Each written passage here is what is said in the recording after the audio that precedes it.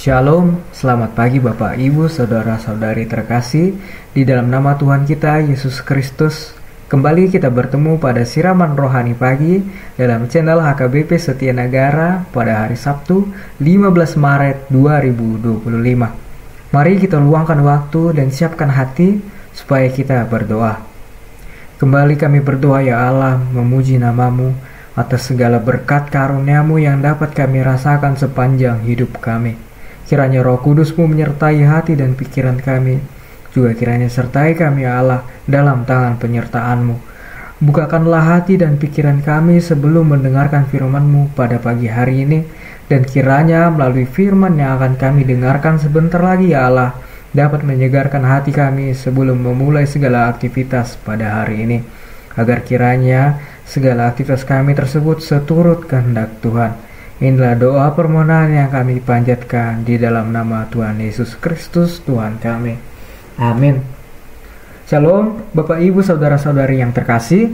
Dalam kesempatan kali ini kita akan mendengar renungan bersama yang diambil dari Lukas pasal 15 ayat 7 yang akan saya bacakan. Berikut firman Tuhan. Aku berkata kepadamu, demikian juga akan ada sukacita di surga karena satu orang berdosa yang bertobat, lebih daripada sukacita atas 99 orang benar yang tidak memerlukan pertobatan. Demikianlah firman Tuhan. Bapak Ibu Saudara-saudari terkasih, Lukas 15 adalah pasal yang penuh dengan perumpamaan-perumpamaan yang mengungkapkan kasih Tuhan terhadap mereka yang hilang. Di dalamnya kita menemukan perumpamaan tentang domba yang hilang, dirham yang hilang, dan anak yang hilang. Semua perumpamaan ini mengajarkan kita tentang betapa besar kasih Allah terhadap setiap jiwa yang hilang dan bagaimana surga bersukacita ketika seseorang yang jauh dari Allah kembali kepadanya. Yesus berkata bahwa akan ada sukacita di surga lebih besar atas satu orang berdosa yang bertobat daripada 99 orang benar yang tidak memerlukan pertobatan. Ini adalah gambaran yang akan menggugah hati kita.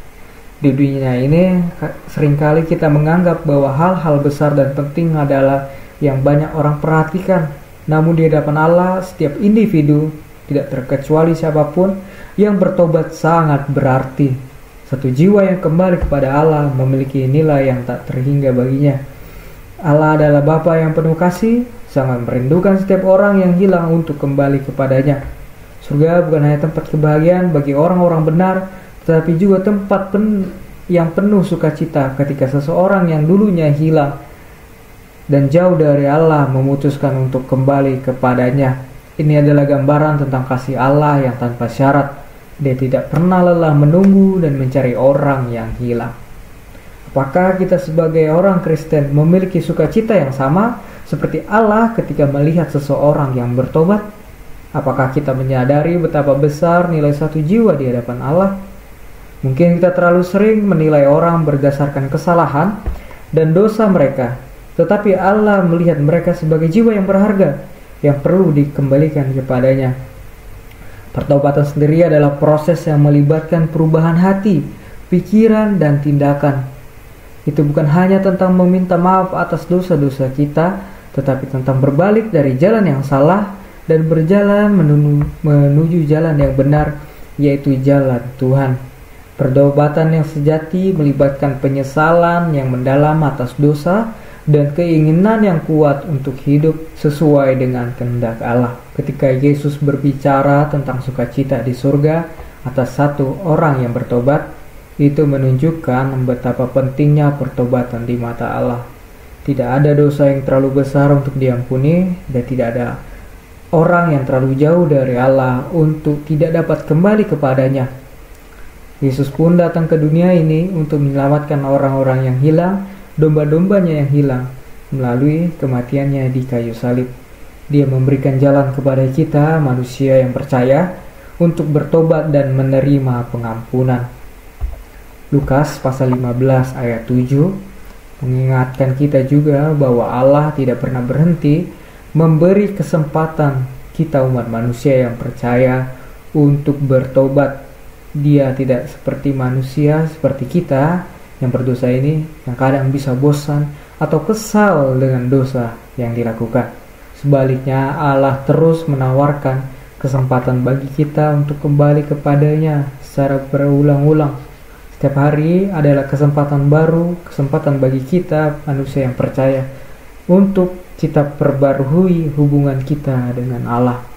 Kemudian perumpamaan tentang domba yang hilang tertulis pada Lukas pasal 15 ayat 3-7 menggambarkan dengan indah betapa Allah tidak akan pernah membiarkan kita manusia yang percaya kepadanya hilang. Dia adalah gembala yang mencari domba-dombanya yang hilang sampai ia menemukannya. Demikian juga dalam hidup kita, Allah selalu memberi kesempatan kepada kita untuk kembali.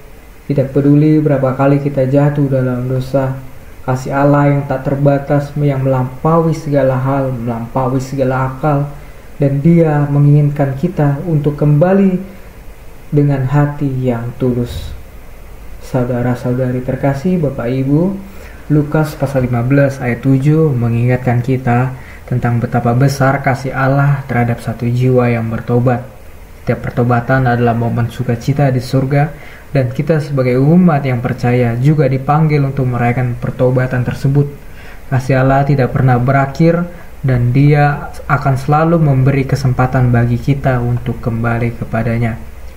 Marilah kita terus-menerus bertobat, memperbarui hidup kita, dan bersukacita setiap kali seseorang yang hilang datang kembali kepada Tuhan.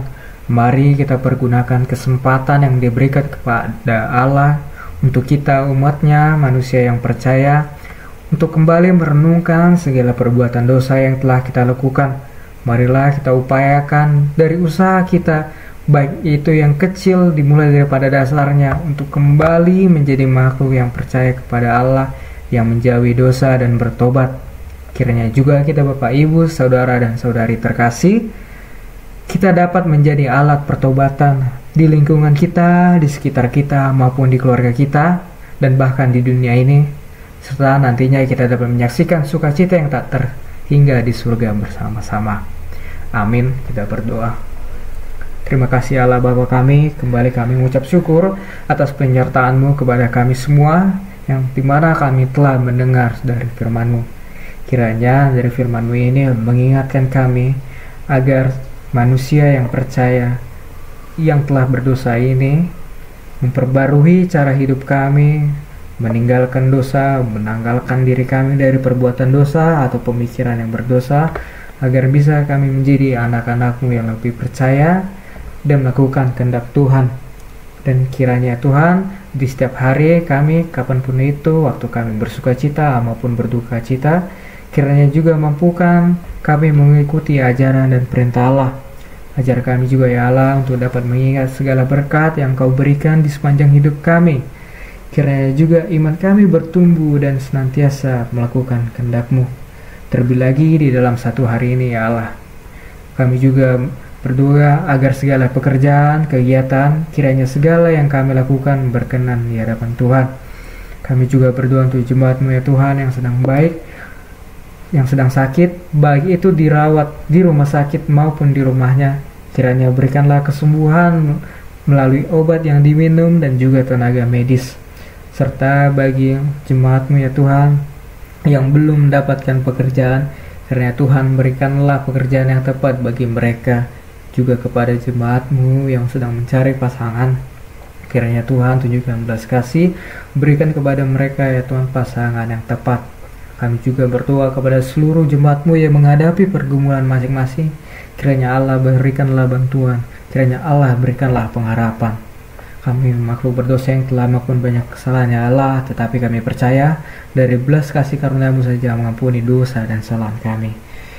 Inilah doa permohonan kami yang kami panjatkan dalam Yesus Kristus Tuhan kami. Kiranya kehendak-Mu yang terjadi, bukan kehendak kami. Amin. Selamat pagi Bapak, Ibu, dan saudara-saudari terkasih. Tuhan Yesus memberkati kita semua. Shalom.